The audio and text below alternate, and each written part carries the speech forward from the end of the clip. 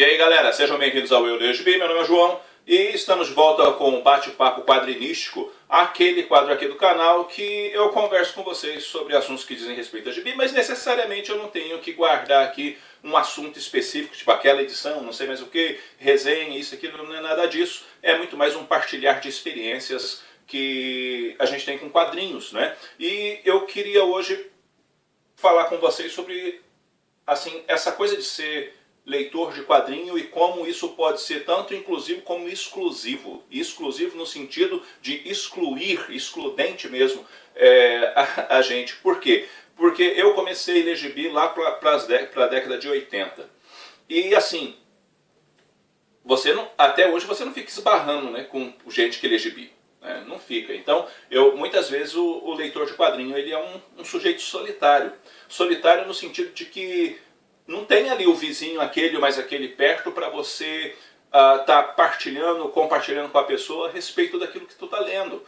Né? Então muitas vezes, assim, você lê o gibi, eu lia o gibi, eu ficava com aquele quadrinho ali, dava uma pensada se tinha gostado, não tinha gostado, mas não tinha com quem assim trocar uma ideia sobre aquilo ali, às vezes sobre o que o cara achou e coisas desse tipo. Depois de um tempinho lendo, acabei conhecendo uma pessoa ou outra, mas muitas vezes também a gente acabava nem conversando como deveria sobre os quadrinhos, porque acabava pintando outro assunto, isso e aquilo, e não tinha aquela partilha legal. E acaba acontecendo muitas vezes isso, da gente ser leitor de quadrinho e acabar ficando isolado do todo, né? Mesmo dentro de uma realidade de uma cidade grande. Às vezes a pessoa mora numa cidade grande e dentro desse contexto não conhece um colecionador, sabe? E fica naquela da solidão. Isso é complicado e causa mais estranheza ainda quando a gente começa a crescer, e crescer no sentido de ficar mais velho, né? Por exemplo, eu já passei dos 40 e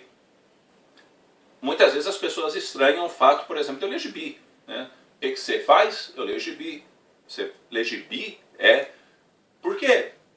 Porque eu gosto, é porque me agrada, porque me distrai, é minha válvula de escape, por isso eu leio gibi. É uma coisa que me ensina também, e dependendo do quadrinho, me instrui, me ajuda, e as pessoas às vezes não compreendem muito isso. Tanto é que às vezes até chegam a perguntar para minha mulher, né, se ela não acha esquisito esse negócio, por exemplo, da gente já ter filho grande, inclusive, com 20 anos de idade, e eu ler quadrinho. E ela às vezes fala assim, eu prefiro ele comprando gibi do que chegando bêbado em casa.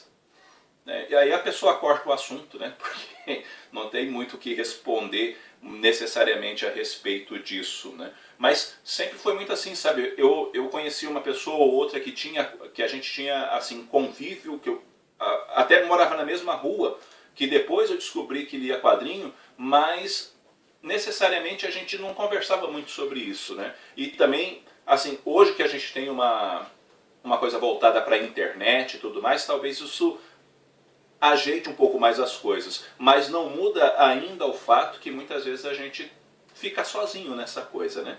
Porque o contato virtual é uma coisa, mas o contato real, né, é outra, né? Então, tem ainda um pouco disso, e eu queria até mesmo saber de você, né, como é que é com você, se você conhece assim bastante colecionador, no sentido assim perto de você, nesse contato mais físico e não na questão online e tudo mais. Até porque eu quero, no vídeo seguinte desse, falar da possibilidade de criar amizades a partir dos quadrinhos, mas também existe essa coisa do isolamento ou da solidão do leitor. Mas eu penso que ao mesmo tempo, até quem lê livros, isso e aquilo, também passa um pouco por isso, porque não acha necessariamente com quem às vezes compartilhar, um amigo ali perto, isso e aquilo, ou um cônjuge, uma namorada e tudo mais, para poder conversar sobre aquele livro que ele leu, ou no nosso caso sobre o quadrinho que a gente leu. Então tem essas complicações com a gente, mas ao mesmo tempo a gente não larga disso, né? E é mais bacana ainda quando sai algum filme, sabe? Porque daí às vezes as pessoas perguntam assim, no gibi também é assim? Eu falo, não, no gibi não era desse jeito. Ah, não? Não, no gibi era mais legal, porque eles fizeram isso, isso e isso no gibi.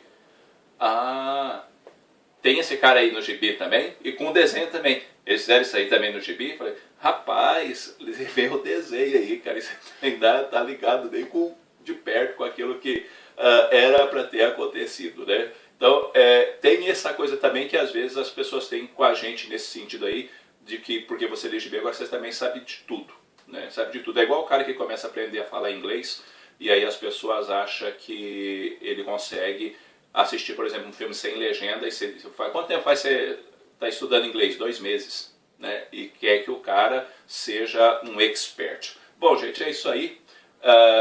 Eu vou voltar com a segunda parte desse vídeo, tá? Que continuando ainda falando dessa questão relacional que o quadrinho pode ou não proporcionar pra gente, tá? Então eu vou parando aqui e eu tô voltando loguinho com a sequência desse vídeo, tá certo? Um abraço para todo mundo, fui!